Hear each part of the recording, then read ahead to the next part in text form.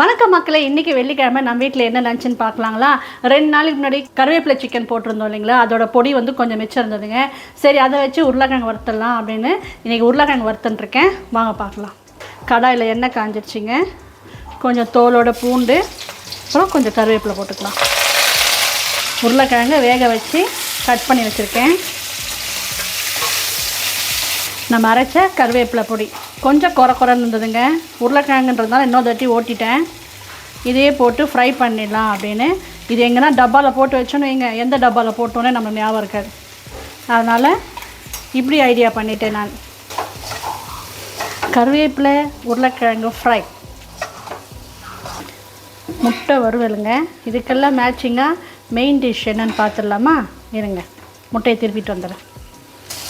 வெஜிடேரியன்ஸ்க்கு இது சூப்பராக இருக்குங்க. ஒரு தடவை ட்ரை பண்ணி பாருங்க, பார்க்கறதுக்கே சூப்பராக இருக்கா. அப்புறம் முட்டை வறுவல், அப்புறம் தக்காளி சாதம். பிரிஞ்சி மாதிரி இல்லைங்க, தொக்கு செஞ்சு செய்வோம்ல, அந்த தக்காளி சாதம் செஞ்சு ஊற வச்சுருக்கேன். அப்புறம் தயிர் சாதம்.